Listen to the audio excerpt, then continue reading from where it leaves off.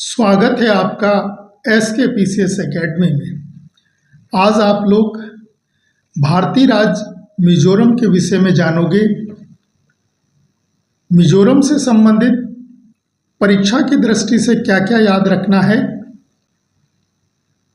आप लोग भारत का नक्शा देख पा रहे हैं और भारत के इस मैप में यहाँ पर पूर्व में ये मिजोरम राज्य है, किधर पड़ता है, ईस्ट में, और ये मिजोरम का बड़ा मैप है।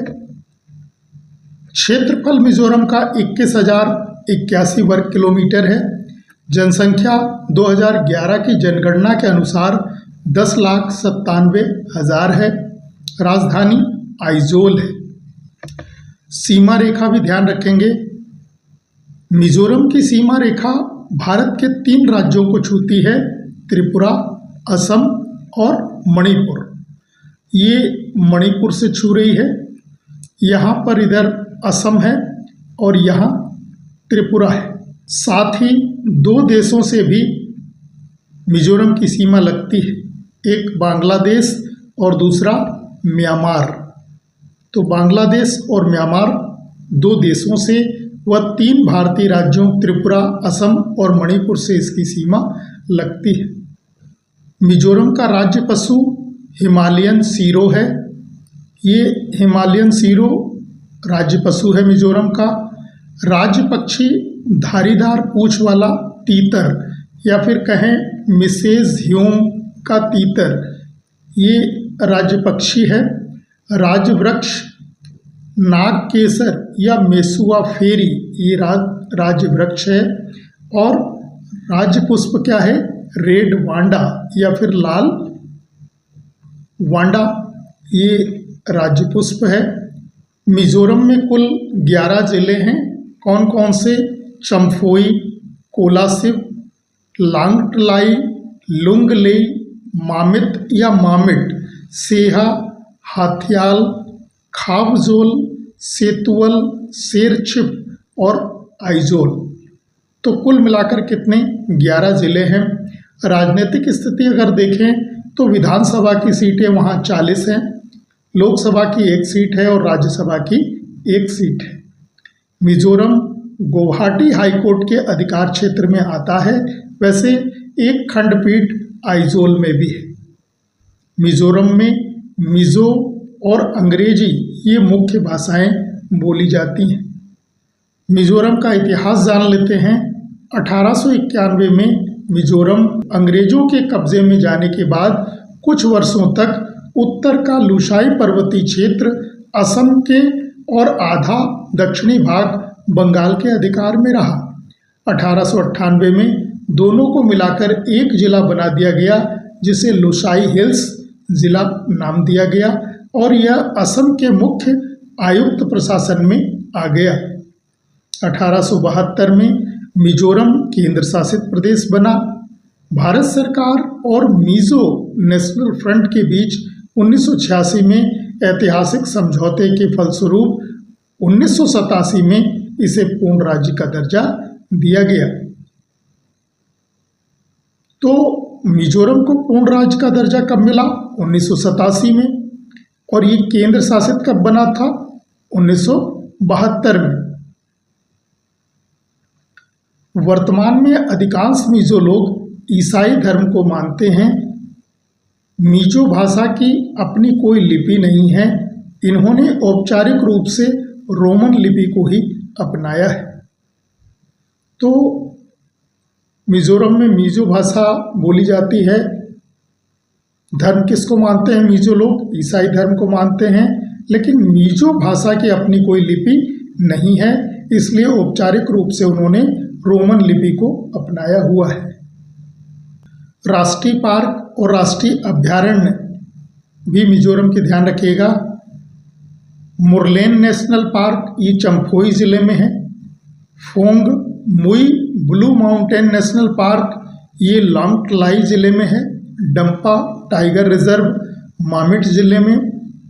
नोंगपुई वन्यजीव अभयारण्य लांगटलाई जिले में। लेंग टेंग वन्यजीव अभयारण्य ये चम्फोई जिले में है। थोरांग टलांग वन्यजीव अभयारण्य लुंगलेई जिले में, ख्वांगलुंग वन्यजीव अभयारण्य ये भी लुंगलेई में, तवी वन्यजीव अभयारण्य आइजोल में, उलरेंग वन्यजीव अभयारण्य ये कोलासिब में और टोकालो वन्यजीव अभयारण्य सेहा जिले में है। तो राष्ट्रीय पार्क और इन अभयारण्यों के नाम आप याद कर लें। वैसे तो इनके केवल नाम ध्यान रखिएगा, जिले याद कर पाएँ तो और अच्छी बात है। फिर से देख लें, Murlen national, Phawngpui blue mountain, Dampa tiger reserve, Ngengpui, Lengteng, Thorang Tlang, Khawnglung, Tawi वन्यजीव, पुलरेंग वन्यजीव और टोकालो वन्यजीव अभयारण्य। तो इनके नाम आप लोग याद कर लें, दो तीन बार पढ़ेंगे तो याद हो जाएंगे। लोक नृत्य ध्यान रखिएगा, मिजोरम के कौन कौन से लोक नृत्य होते हैं वहाँ। शेरवा होता है, इसे बांस नृत्य भी कहते हैं। च्वांग लाइजोन, छेई हलम नृत्य, चेलम नृत्य, थंगलाम नृत्य, जंगालम नृत्य, खल्लम नृत्य और सरला मकाई नृत्य। यह एक सैनिक नृत्य है जिसे युद्ध में जीत की खुशी में मनाया जाता है या किया जाता है। पार्लेम नृत्य, तो नृत्य आपने देखे, चेरवा बांस नृत्य है और सरला मकाई नृत्य सैनिक नृत्य जिसे युद्ध में जीत की खुशी में किया जाता है। प्रमुख जनजातियां ध्यान रखिएगा, मिजोरम में कौन कौन सी पाई जाती हैं। चकमा, दुलियान, रालते, पखुंड, लाखर, सुक्ते, फनाई, लिलियूत, दलांग, तंगुर और खंगुली ये प्रमुख जनजातियां हैं जो मिजोरम में पाई जाती हैं। मिजोरम के प्रमुख जलप्रपात भी ध्यान रखेंगे। वंता वंग जलप्रपात ये सर्किप जिले में है। तुरी ही याऊ जलप्रपात लुंगलेई जिले में और खाव पवन झाड़ा ये मिजोरम की राजधानी आइजोल में स्थित है। मिजोरम के प्रमुख त्यौहार भी ध्यान रखना आप। मिजो लोग मूलतः किसान हैं, अतः उनके त्यौहार भी झूम खेती से जुड़े हैं। त्यौहार के लिए मिजो शब्द कुट है। मुख्यतः 3 त्यौहार मनाए जाते हैं, चपचार कुट, मिमकुट और थाल फवांग कुट। चपचार कुट से तात्पर्य है फरवरी मार्च में बसंत ऋतु के आगमन पर मनाया जाता है। मिमकुट यह मिजोरम का सबसे पुराना उत्सव है, मृतकों के लिए अगस्त सितंबर में आयोजित होता है।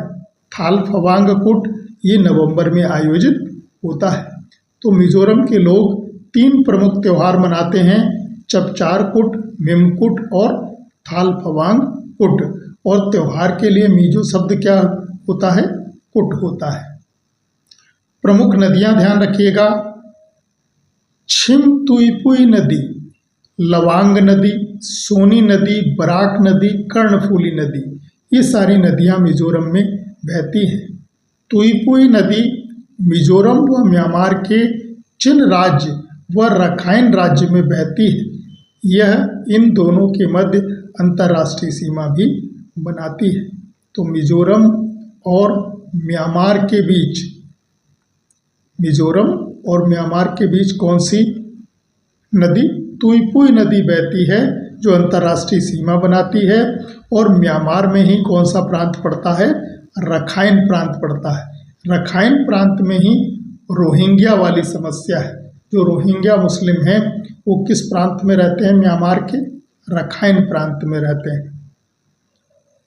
ये इधर म्यांमार है और ये हो गया आपका मिजोरम। तो मिजोरम और म्यांमार के बीच में कौन सी, तुईपुई नदी।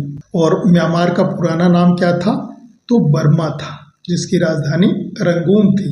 लेकिन अब बर्मा का नाम बदलकर क्या हो गया है, म्यांमार, और राजधानी हो गई है नेपिंदा। मिजोरम राज्य से संबंधित कुछ महत्वपूर्ण फैक्ट थे, आप इनको देख लें, याद कर लें। मिलते हैं अगली क्लास में एक नए टॉपिक के साथ। धन्यवाद।